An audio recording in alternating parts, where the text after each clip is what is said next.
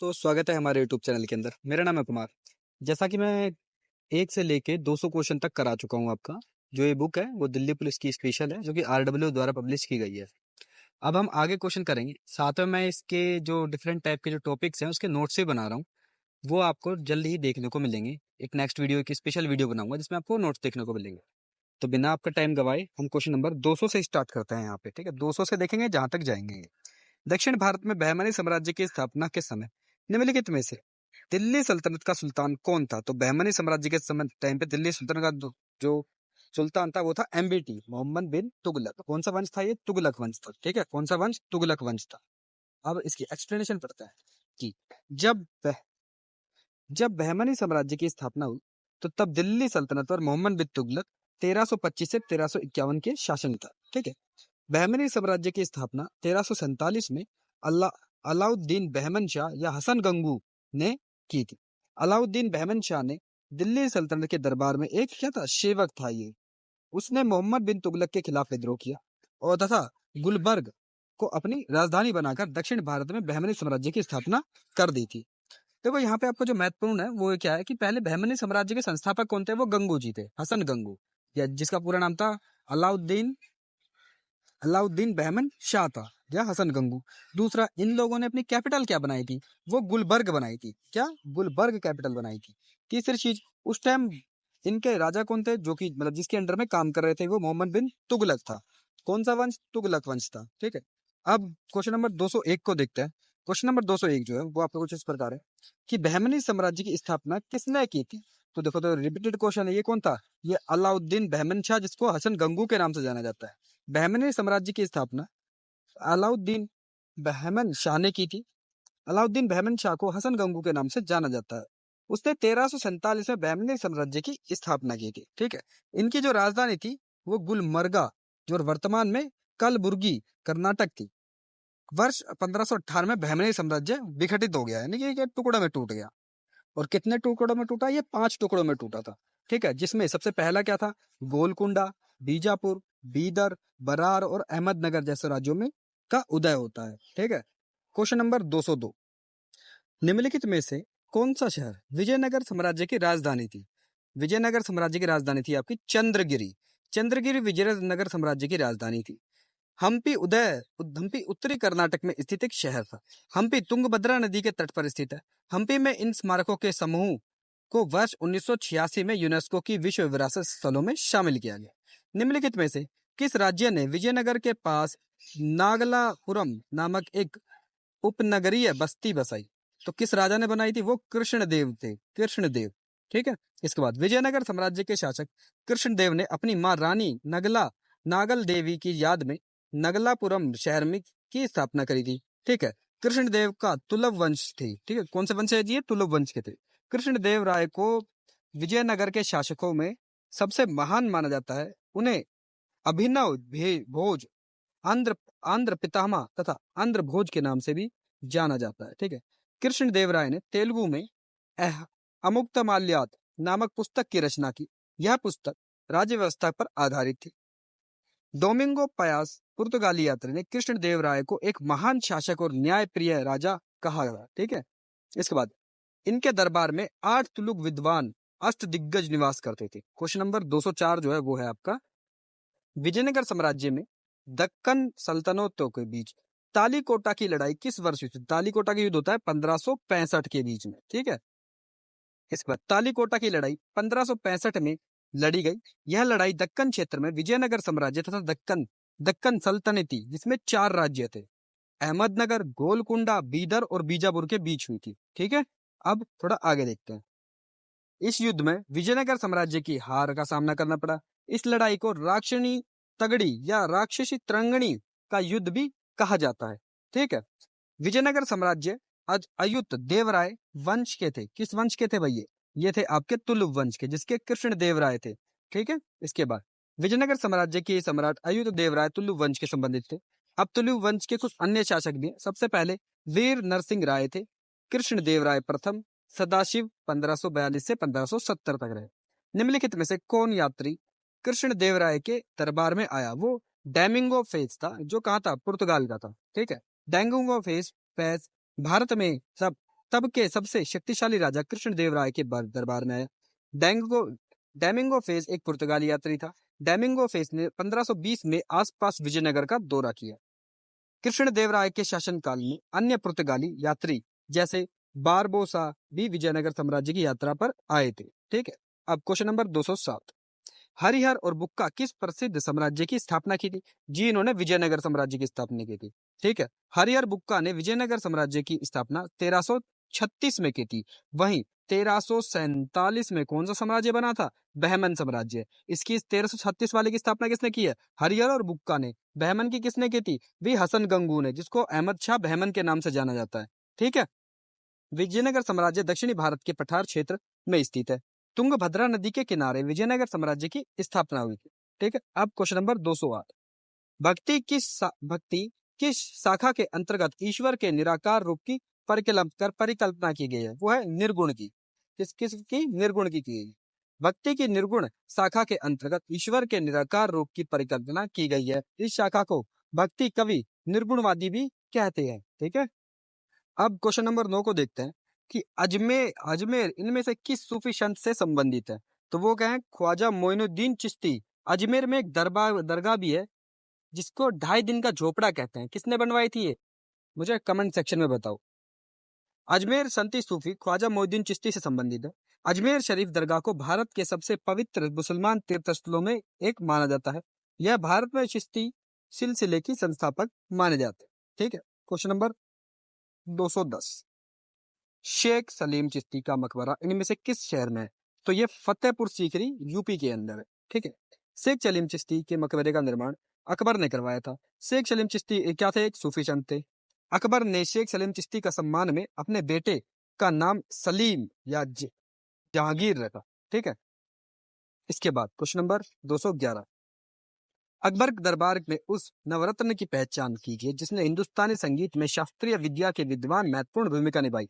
वो थे तानसेन। कहाँ के थे? ये मध्य प्रदेश के ग्वालियर के रहने वाले थे। ठीक है, तानसेन हिंदुस्तानी शास्त्रीय संगीत के एक महान गायक संगीतकार थे।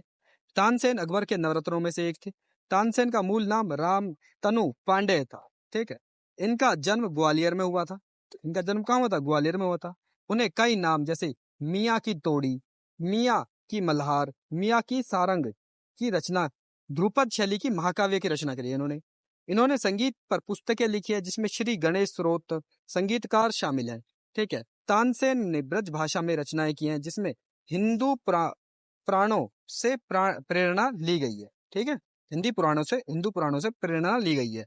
उन्हें अकबर ने कई सांगीतिक उपाधियों से सम्मानित किया जिसमें कथाभरण, वाणी विलास प्रमुख है। ठीक है, क्वेश्चन नंबर 212, निम्नलिखित किस मुगल शासक ने दिल्ली के दरबार में अपने सिंहासन के पीछे जड़ाई की एक श्रृंखला डिजाइन करने के लिए माना जाता है जिसमें जिसमें पौराणिक यूनानी देवता अफ्रियस को वीणा बजाते हुए चित्रित किया गया है? वो कौन थे आपके? शाहजहां थे।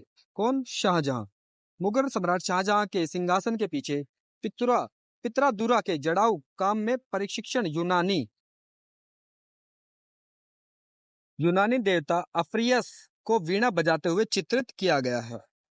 पित्रादुरा मुगल काल में उत्कीर्ण संगमरमर या बलुआ पत्थर पर रंगीन ठोस पत्थरों को दबाकर बनाए गए सुंदर और अलंकृत नमूनों को कहते हैं। ठीक है, मयूर सिंहासन पर बैठने वाला यह पहला शासक पता कौन? शाहजहां। ठीक है, क्वेश्चन नंबर 213, शेर शाह सूरी और हुमायूं के बीच कन्नौज का युद्ध कब लड़ा गया था? तो ये हुआ था 1540 में। ठीक है, शेर शाह सूरी हुमायूं के बीच कन्नौज का युद्ध 1540 में उत्तर प्रदेश में लड़ा गया। इस युद्ध को बिलग्राम का युद्ध भी नाम से भी जाना जाता है। इस युद्ध में हुमायूं जी की पराजय हुई थी। हुमायूं क्या हुई थी? पराजय हुई थी। हुमायूं बाबर का पुत्र था। 1530 में दिल्ली की गद्दी पे बैठा। ठीक है, हुमायूं की आत्मकथा का नाम हुमायूं नामा है जिसको उसकी बहन गुलबदन बानो बेगम ने लिखा। ठीक है, अब देखो हुमायूं किसका पुत्र था? जी, ये बाबर का बेटा था हुमायूं। ठीक है, बाबर भारत में कौन से युद्ध से एंटर करता है? 1526 में होती है पानीपत की पहली लड़ाई जिसमें एक तरफ बाबर होता है और एक तरफ होता है आपका अफगान। अफगान का नाम क्या था? अहमद लोधी थे। ठीक है, अब आगे देखते हैं। क्वेश्चन नंबर 214, भारत में मयूर सिंहासन कौन लेकर आया था? तो ये भारत में से मयूर सिंहासन कौन लेकर गया था? तो ये आपके है नादिर शाह। नादिर शाह कहाँ का था? ईरान का था। भारत में मयूर सिंहासन नादिर शाह लेकर गया था। नादिर शाह मोहम्मद शाह के शासनकाल में वर्ष आक्रमण किया। इनके बीच करनाल में वर्ष 1739 में युद्ध हुआ, जिसमें मोहम्मद शाह हराकर बंदी बना दिया गया। ठीक है, इसके बाद नादिर शाह को ईरान का नेपोलियन के नाम से जाना जाता है। भारत से जाते हुए वह प्रसिद्ध मुगल सिंहासन तख्त ए ताउस और कोहिनूर हीरा भी अपने साथ ले गया। मोहम्मद शाह के असंयत और विलासी आचरण के कारण उसे रंगीला कहा गया। ठीक है, मोहम्मद शाह रंगीला कहने लगे इसे। क्वेश्चन नंबर 215 वो इस प्रकार है, मध्यकालीन भारत में ग्रांड ट्रक रोड किसके द्वारा बनाई गई थी? तो ये बनाई गई थी आपके शेरशाह सूरी के द्वारा। शेरशाह सूरी द्वारा बनाई गई सड़कों में पहली सड़क को सड़क ए आजम कहा गया था। इसे आगे चलकर लॉर्ड ऑकलैंड ने ग्रांड ट्रक रोड के नाम दे दिया। ठीक है, शेरशाह सूरी ने इन मार्गों के किनारे सराय बनवाई और जगह जगह पानी और छाया के लिए वृक्ष की व्यवस्था करवाई। ठीक है, अब क्वेश्चन नंबर 216, खानवा का युद्ध डैश राणा सांगा के बीच लड़ा गया था। राणा सांगा के बीच हुआ था, ये बाबर के बीच हुआ था। ठीक है, बाबर और राणा सांगा के बीच में। खानवा का युद्ध बाबर और राणा सांगा के बीच 1527 में लड़ा गया। खानवा के युद्ध में बाबर ने राणा सांगा को पराजित कर दिया था। खानवा के युद्ध में को जीतने के बाद बाबर ने गाजी की उपाधि धारण की थी। और आप ये भी कह सकते हैं कि इस युद्ध में बाबर ने एक तरीके से धर्म को कोशिश लाने की कोशिश की गई थी। क्यों? क्योंकि बाबर ने ये बोल दिया था कि जो भी मुस्लिम आक्रमणकारी हैं वो सब अपने दीन के लिए लड़ रहे हैं, तो सब लोगों के अंदर एक मोटिवेशन आ गया कि हम तो अपने दीन के लिए लड़ रहे हैं। तो इसलिए उसके बाद उसने गाजी की उपाधि धारण कर ली थी। यह युद्ध राजस्थान भरतपुर के पास खानवा नामक स्थान पर लड़ा गया था। ठीक है, बाबर ने मुगल साम्राज्य की स्थापना की थी। बाबर की आत्मकथा तुजुक ए बाबरी तुर्की भाषा में लिखी गई है। ठीक है, ये भले ही तुर्की भाषा में लिखी गई है, बट मुगलों की जो भाषा थी वो फारसी थी। ठीक है, क्वेश्चन नंबर 217, औरंगजेब ने डैश की अवधि के दौरान मुगल साम्राज्य की शासन किया था। तो ये रहे थे 1658 से 1707 तक रहा था औरंगजेब। ठीक है, औरंगजेब का 2 बार राज्याभिषेक हुआ था। औरंगजेब ने जजिया कर दोबारा 1669 में लगा दिया। औरंगजेब को जिंदा पीर के नाम से जाना जाता था। ठीक है, औरंगजेब के आदेश पर सिख धर्म के 9वें गुरु तेग बहादुर जी की हत्या करा दी गई थी। और औरंगजेब द्वारा लड़े गए कुछ युद्ध हैं। सबसे पहले धर्मत का युद्ध आता है, जिसे घरमट का युद्ध भी बोलते हैं, 1658 में आता है। फिर खानवा का दूसरा युद्ध होता है जो 1659 में होता है। एंड द लास्ट में सामूगढ़ का युद्ध 1658 में। औरंगजेब का मकबरा और महाराष्ट्र के औरंगाबाद में स्थित है। ठीक है, अब हम चलते हैं आगे। औरंगजेब ने अपनी पत्नी की याद में औरंगाबाद में बीबी का मकबरा करवाया। ठीक है, बीबी का मकबरा बनवाया, जिसको ताजमहल की फुकड़ नकल भी बोला जाता है। 1707 में औरंगजेब की क्या हो गई है? मृत्यु हो जाती है। क्वेश्चन नंबर 218 जो है वो कुछ इस प्रकार है कि मुगल वंश का प्रथम सम्राट कौन सा था? वो कौन सा? बाबर। कैसे एंट्री करता है? 1526 में। कौन सी वॉर लड़ेगा जी? पानीपत का प्रथम युद्ध। किसके बाद? इब्राहिम लोदी और बाबर के बीच में होगा। बाबर मुगल वंश का प्रथम शासक था। बाबर 1526 में मुगल वंश की स्थापना करता है। बाबर के पिता तैमूर वंशज और माता मंगोल वंशज की थी। ठीक है, बाबर ने बादशाह गाजी और कलंदर जैसी उपाधियां धारण की हैं। ठीक है, पानीपत का प्रथम युद्ध बाबर और इब्राहिम लोदी के बीच 1526 में लड़ा गया था। बाबर ने मोमयान नामक पद की शैली का जनक किया। बाबर द्वारा लड़े गए कुछ युद्ध, सबसे पहले भारत में एंट्री कैसे करता है? पानीपत के प्रथम युद्ध से। फिर खानवा का युद्ध होता है 1527 में।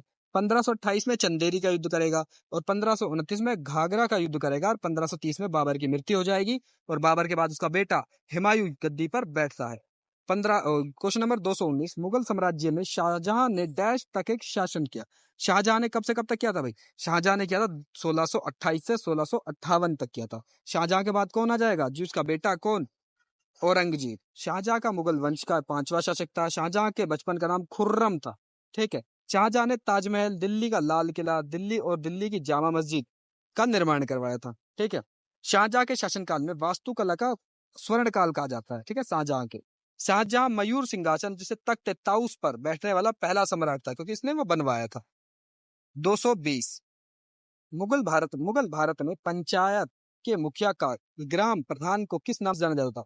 वो मुकदम के नाम से जाना जाता था। क्या? मुकदम के नाम से जाना जाता। मुकदम पंचायत का मुखिया होता था। पटवारी गांव के राजस्व अभिलेखों का देखभाल करता था। ठीक है।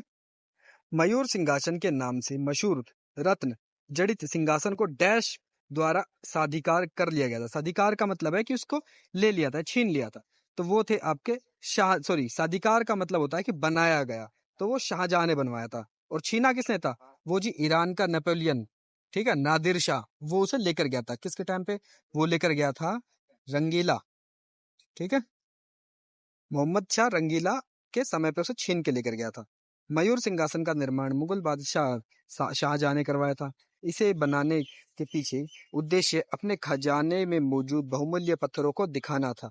यह सिंहासन दिल्ली के लाल किले के दीवान ए खास में रखा गया था। ठीक है।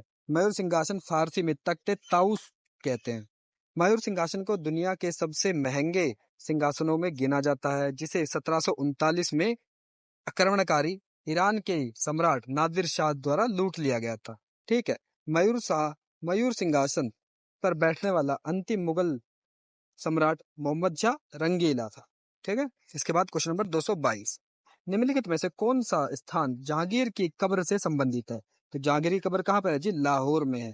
ठीक है। मुगल सम्राट जहांगीर का मकबरा पाकिस्तान के पंजाब प्रांत के लाहौर में स्थित है।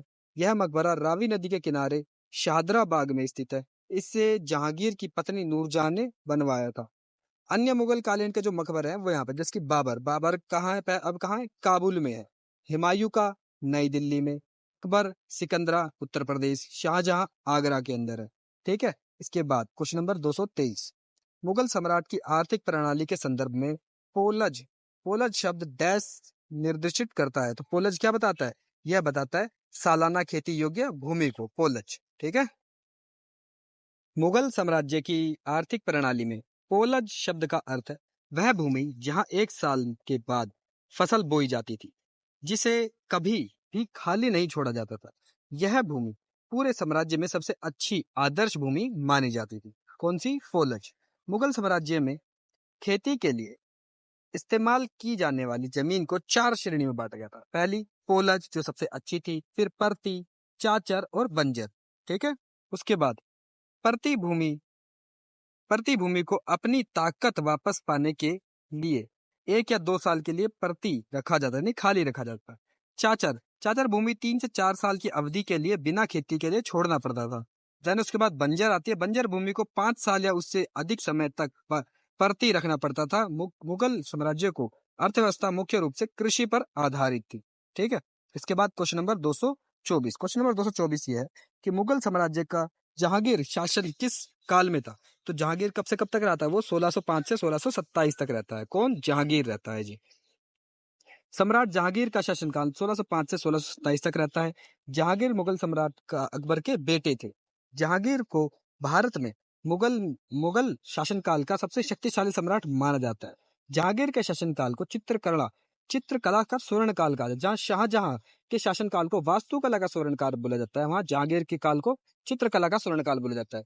विलियम हॉकिंस जहांगीर के दरबार में ईस्ट इंडिया कंपनी द्वारा भेजा गया प्रथम अंग्रेज था, ने हॉकिंस को इंग्लिश खां की उपाधि दी थी। ठीक है। हल्दी घाटी, क्वेश्चन नंबर 225, हल्दी घाटी का युद्ध निम्नलिखित में से किस वर्ष लड़ा गया? तो हल्दी घाटी कब होता है? 1576 में होता है। जहां हल्दी घाटी का युद्ध 1576 में लड़ा गया था। यह युद्ध महाराणा प्रताप की अगुवाई वाली मेवाड़ सेना और मान सिंह प्रथम के नेतृत्व में वाली सेना के बीच लड़ा गया था। क्वेश्चन नंबर 226, कि मुगल बादशाह डैश ने बीजापुर और गोलकोंडा को अपने अधीन कर लिया था। तो किसने किया था? उसका नाम था आपका औरंगजेब ने कर लिया था जी। औरंगजेब ने 1686 में बीजापुर पर कब्जा किया था। ठीक है। उसके बाद इस कब्जे से आदिल शाह वंश का अंत हो गया। किस वंश का अंत हो गया? आदिल शाह वंश का अंत हो गया। बीजापुर मुगल प्रांतीय स्थल बन गया। इसके बाद 1687 में औरंगजेब ने गोलकुंडा पर कब्जा कर लिया। गोलकुंडा के साथ अब अबुल हसन कुतुब शाह के शांतिपूर्वक औरंगजेब के साथ आत्मसमर्पण कर दिया। क्वेश्चन नंबर 227, 15 अप्रैल 1658 में औरंगजेब और महाराजा जशवंत सिंह के बीच धर्मतपुर की लड़ाई हुई, जिस नदी के तट पर लड़ी गई थी। यह लड़ी गई थी आपकी नर्मदा नदी के पास। धर्मतपुर की लड़ाई नर्मदा नदी के तट पर लड़ी गई। इस लड़ाई में मुगल सम्राट औरंगजेब ने महाराजा जशवंत सिंह को हरा दिया। नर्मदा नदी के स्रोत अमरकंटक मध्य प्रवेश में स्थित है। ठीक है। क्वेश्चन नंबर 228 जो है वो कुछ इस प्रकार की 16वीं शताब्दी में किस भारतीय शासक ने चांदी का सिक्का जारी किया और इसे रुपये का नाम दिया? तो ये रुपये का नाम किसने किया था? जिसने हुमायूं को दौड़ा दौड़ा के मारा था, वो कौन थे? शेरशाह सूरी। 1540 में वॉर होती है जिसे विलग्राम का युद्ध कहा जाता है, उसमें हुमायूं हार गया था। शेरशाह सूरी ने चांदी का सिक्का जारी किया जिसे रुपया कहा जाता है। इसका वजन 178 ग्रेन था। यह आधुनिक रुपया का अग्रदूत कहा जाता है। शेरशाह सूरी के बचपन का नाम फरीद था और इन्हें शुरुआती वर्षों में लोधी सल्तनत की सेना में सेवा की थी। ठीक है। इसके बाद शेरशाह सूरी का मकबरा सासाराम, जो कि कहाँ स्थित है? बिहार में। शेरशाह सूरी ने किला एक कोना मस्जिद का निर्माण कराया था। ठीक है। क्वेश्चन नंबर 229, किसकी अनुमति से अंग्रेज ने सूरत में अपना पहला कारखाना फैक्ट्री स्थापित की थी? वो कौन था? जहांगीर के टाइम पे थे। ठीक है। मुगल सम्राट जहांगीर की अनुमति से अंग्रेजों ने 1613 में सूरत में अपना पहला कारखाना स्थापित किया। 1623 तक अंग्रेजों ने सूरत, आगरा, अहमदाबाद, मछलीपट्टनम तथा भरचोड़ में अपनी व्यावसायिक कोठियां का मतलब यहाँ पे क्या है? उद्योग खोले। किसका मकबरा भारत का पहला बाघ मकबरा था? यानी कि कौन चाहता है किसका मकबरा भारत का पहला बाघ मकबरा था? वो कौन सा? हुमायूं था। हुमायूं किसका बेटा था? बाबर का। बाबर की भारत में एंट्री कैसे होती है? कौन से वॉर थे? 1526 में। क्या? पानीपत की पहली युद्ध। किसके बीच में? इब्राहिम लोदी के बीच में। कौन हारता है? इब्राहिम लोदी हार जाता है। ठीक है। 1570 में निर्मित हुमायूं का मकबरा विशेष महत्व रखता है क्योंकि यह भारतीय उपमहाद्वीप का पहला उद्यान मकबरा था। ठीक है। इस मकबरे का निर्माण हमीदा बानो बेगम हाजी बेगम ने करवाया था। हमीदा बानो बेगम ने किताब लिखी थी, किसकी? बताओ। गुड। चलो आगे बढ़ते हैं। यह संरचना लाल बलुआ पत्थर से निर्मित है, लेकिन इसके किनारों पर सफेद काले संगमरमर का प्रयोग किया गया है। वर्ष 1993 में इसे यूनेस्को हुमायूं के मकबरे को विश्व विरासत संगठन में शामिल कर लिया गया है। ठीक है। क्वेश्चन नंबर 231, निम्नलिखित मुगल शासकों में से किसने दीन पनाह नामक शहर की नींव रखी लेकिन वह इसे पूरा नहीं कर पाया? तो दीन पनाह ये एक लाइब्रेरी थी। इसने एक लाइब्रेरी बनाई थी जहां पे इनकी मृत्यु हुई थी गिरते हुए, बुक पढ़ते हुए। कौन थे? हुमायूं थे। मुगल बादशाह हुमायूं ने दीन पनाह नगर की नींव रखी लेकिन वह इसे पूरा नहीं कर पाया क्योंकि शेरशाह सूरी ने 1540 में हुमायूं को पराजित कर दिया। कौन सा वॉर होता है? बिलग्राम का युद्ध होता है। दीन पनाह नगर के स्थान पर ही शेरशाह सूरी या शेरगढ़ के नाम से अपनी नई राजधानी का निर्माण कराया था। तो शेरशाह सूरी की राजधानी क्या थी भाई? शेरगढ़ थी। ठीक है। जिसने पुराना किला कहा जाता है, अब वह दक्षिणी पूर्वी दिल्ली में स्थित है। क्वेश्चन नंबर 232, किस मुगल शासक ने मनसबदारी व्यवस्था लागू की थी? मनसबदारी किसने लागू की थी जी? अकबर ने लागू की थी। मनसबदारी व्यवस्था मुगल सम्राट की प्रचलित एक प्रशासनिक प्रणाली थी जिसे अकबर ने शुरू किया था। मनसब का अर्थ होता है सेना में पद या कोई रैंक। वहीं मनसब के आधार पर अधिकारियों के वेतन व भत्ते को निर्धारित किया जाता है। पर्याय मुगलों को सैनिक भर्ती जाति अथवा वंश के आधार पर ही की जाती थी। ठीक है। पानीपत की पहली लड़ाई बाबर ने किसे पराजित किया? तो मैं 3-4 बार रिवाइज करा चुका हूँ कि वो थे आपके इब्राहिम लोदी। ठीक है। यह उन पहली लड़ाइयों में से थी जिसमें बारूद, अग्नि या शस्त्रों, मैदान में तोपों को लड़ाई में शामिल किया। तो यहाँ पे एक महत्वपूर्ण है, अकबर ने पहली बार तोप का प्रयोग कब किया था? इसी वॉर में किया था। काबुल के शासक बाबर की सेना ने दिल्ली की सुल्तान इब्राहिम लोदी की विशाल सेना को पानीपत के प्रथम युद्ध जो 21 अप्रैल 1526 में को लड़ा गया था उसमें हरा दिया था। निम्नलिखित में से किसके शासन के दौरान मुगल चित्रकला को अपने चरम पर थी? तो वो कौन थी? जहांगीर के समय पे थी। शाहजहां के टाइम पे क्या था भाई? वास्तुकला अपने चरम पर थी। ठीक है। क्योंकि शाहजहां ने क्या बनाया? सबसे पहले शाहजहां ने दिल्ली का लाल किला बनाया, फिर जामा मस्जिद बनवाई, फिर ताजमहल बनवाया। इसके बाद जहांगीर के शासनकाल के बारे में पढ़ते हैं। जहांगीर के शासनकाल के दौरान मुगल चित्रकला को पर अपनी क्या चरम पर थी? जहांगीर स्वभाव प्रकृतिवादी और वनस्पति तथा जीवों के चित्रों को पसंद करता था। जहांगीर के शासनकाल को चित्रकला का स्वर्ण युग कहा गया है। जहांगीर के समय प्रसिद्ध चित्रकार अबुल हसन, उस्ताद मंसूर और बिनस दास ने थे। सिखों के गुरु अर्जुन देव को जहांगीर द्वारा मृत्यु दंड दिया गया था। ठीक है। क्वेश्चन नंबर 235, पादशाह नामक पुस्तक किसके बारे में लिखी गई है? पादशाह ये शाहजहां की बारे में लिखी गई है। ठीक है। पादशाह पुस्तक शाहजहां के बारे में लिखी है। यह पुस्तक अब्दुल अहमद लाहौरी द्वारा लिखी गई है। यह मुगल सम्राट शाहजहां के शासन के दौरान एक यात्री और दरबारी इतिहासकार था। ठीक है। अबुल अहमद लाहौरी अबुल फजल के एक शिष्य थे, ठीक है। और इसके साथ ही अकबरनामा और पादशाहनामा की संपादित संस्करण पहली बार एशियाटिक सोसाइटी द्वारा दिसंबर में प्रकाशित किए गए। पादशाहनामा में शाहजहां के शासन के दौरान जीवन और उस समय की गतिविधियों का वर्णन है, ठीक है। 236 मुगलों के विरुद्ध हल्दी घाटी का युद्ध किसने लड़ा? मुगलों किसने लड़ा था ये? महाराणा प्रताप ने 1776 में होगा ये। मुगलों के विरुद्ध हल्दी घाटी का युद्ध 18 जून 1776 में मेवाड़ राजस्थान के शासक महाराणा प्रताप अकबर की सेना के मध्य लड़ा गया था। अकबर की सेना का जो नेतृत्व कर रहे थे राजपूत राजा राजा मान सिंह ने किया था। इस युद्ध में महाराणा प्रताप को मुख्य रूप से भील जाति का सहयोग था, ठीक है। कौन सी जाति? भील जाति का सहयोग था।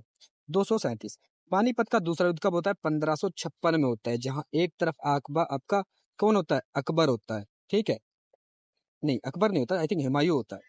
पानीपत का दूसरा युद्ध 1556 में उत्तर प्रदेश हिंदू शासक सम्राट हेमचंद्र विक्रमादित्य और मुगल सम्राट अकबर के मध्य लड़ा गया। इस युद्ध में अकबर का सेनापति बैरम खां था, ठीक है। क्वेश्चन नंबर 238 दीन इलाही नामक नए धर्म की रचना किसने की थी? जी अकबर ने की थी। इसको पहले हिंदू व्यक्ति किसने अडॉप्ट किया था? वो आपके थे बीरबल। बीरबल का अपना नाम क्या था? महेशदास था। दीन इलाही अर्थात ईश्वर का धर्म वह वर्ष 1582 में अकबर द्वारा प्रारंभ किया गया था, जो धार्मिक मान्यताओं से संबंधित था। अकबर का विचार इस्लाम और हिंदू धर्म को आपस में जोड़ना था। दीन इलाही धर्म का स्वीकार करने वाले एकमात्र हिंदू कौन थे? बीरबल थे। अकबर का शासनकाल वर्ष 1556 से 1605 तक रहा। 239 निम्नलिखित में से कौन सा स्मारक शाहजहां द्वारा नहीं बनाया गया? तो वो क्या है? पंचमहल है जी। मयूर सिंहासन शाहजहां का है, ताजमहल शाहजहां का है और लाल किला भी शाहजहां का है, पर पंचमहल शाहजहां का नहीं है। अकबर द्वारा निर्मित पंचमहल वास्तुकला एक बौद्ध मंदिर से प्रेरित थी। अकबर ने पंचमहल का निर्माण फतेहपुर सीकरी ने करवाया था, ठीक है। अकबर का विश्राम और मनोरंजन के लिए अनिवार्य रूप से पंचमहल का प्रयोग किया गया था। क्वेश्चन नंबर 240 निम्नलिखित विकल्पों में से उस विकल्प का चयन करें जो मुगल सम्राट के कार्यक्रमों को सही ढंग से बताता है। तो भाई सबसे पहले कौन आएगा? सबसे पहले बाबर आएगा। बाबर का बेटा हुमायूं, हुमायूं का बेटा अकबर, अकबर का बेटा जहांगीर, जहांगीर का शाहजहां और शाहजहां का औरंगजेब, ठीक है। भारत में ये कार्यक्रम इसका बता ही दिया है। क्वेश्चन नंबर 241 शेर शाह द्वारा शुरू किए गए चांदी के सिक्कों को किस रूप में मुगलों ने भी जारी किया? जिसका नाम था रुपया, नाम था उस सिक्के का, ठीक है। भारत में चांदी का रुपया 16वीं शताब्दी में शेर शाह सूरी द्वारा लाया गया। यह 178 गेंद का था। शेर शाह सूरी ने एक रुपया 40 तांबे के टुकड़ों या पैसों के विभाजित किया। आगे चलकर मुगलों ने भी चांदी के सिक्के को रुपए के रूप में जारी कर दिया। क्वेश्चन नंबर 242 इबादत खाना कहाँ स्थित है? इबादत खाना आपका फतेहपुर सीकरी यूपी में स्थित है, ठीक है। इबादत खाना फतेहपुर सीकरी में स्थित है। इबादत खाना पूजा का स्थान 1575 ईस्वी पूर्व में अकबर द्वारा फतेहपुर सीकरी में विभिन्न धार्मिक संप्रदायों आध्यात्मिक नेताओं को एकत्रित करके बनाया गया था, ताकि विभिन्न धर्मों के धार्मिक गुरुओं को नेताओं की धार्मिक शिक्षाओं की चर्चा की जा सके। क्वेश्चन नंबर 243 अहमदनगर किस रानी के सम्राट अकबर के खिलाफ लड़ाई लड़ी? तो किसने? वो थी चांद बीबी। चांद बीबी, चांद बीबी को चांद सुल्तान या चांद खातून नामों से भी जाना जाता है। इसने बीजापुर अहमदनगर की संरक्षिका के रूप में शासन किया। चांद बीबी को सबसे ज्यादा सम्राट अकबर की मुगल सेना अहमदनगर की रक्षा के लिए जाना जाता है, ठीक है।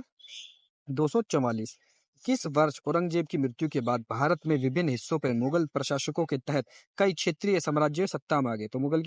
तो औरंगजेब की मृत्यु कब होती है? 1707 में होती है, ठीक है। वर्ष 1707 में औरंगजेब की मृत्यु के बाद भारत में विभिन्न हिस्सों पर मुगल शासकों के तहत कई क्षेत्रीय साम्राज्य सत्ता में आए, जिसके कारण पर्शिया के नादिर शाह अहमद शाह अब्दाली आक्रमणकारी भारत में आक्रमण करने आए, ठीक है। औरंगजेब की मृत्यु के बाद औरंगजेब का साम्राज्य कमजोर पड़ गया और एक भी उत्तराधिकारी साम्राज्य को संभाल नहीं पाया।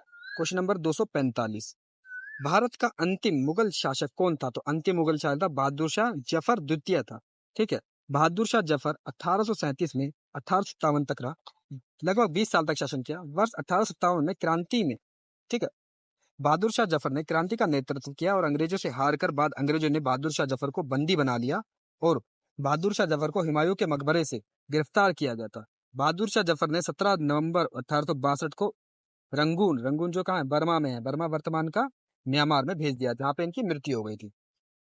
दिल्ली के प्रसिद्ध शासक फरीद को अन्य किस नाम से जाना जाता है? फरीद कौन था जी? जी आप हमारे शेरशाह सूरी थे। 1540 में एक युद्ध होगा जहाँ पे ये हराते हैं। एक्चुअली दो युद्ध होंगे, पहला होगा 1539 में, फरीद खान चौसा की लड़ाई में हुमायूं को हराएगा और सम्राट के रूप में शेरशाह सूरी की उपाधि लेगा। फिर इसके ठीक एक साल बाद 1540 में होगा, ठीक है, 1539 में चौसा का वॉर हो चुका है, 1540 में होगा बिलग्राम का युद्ध, ठीक है, और इसमें हुमायूं को देश से भगा देता है।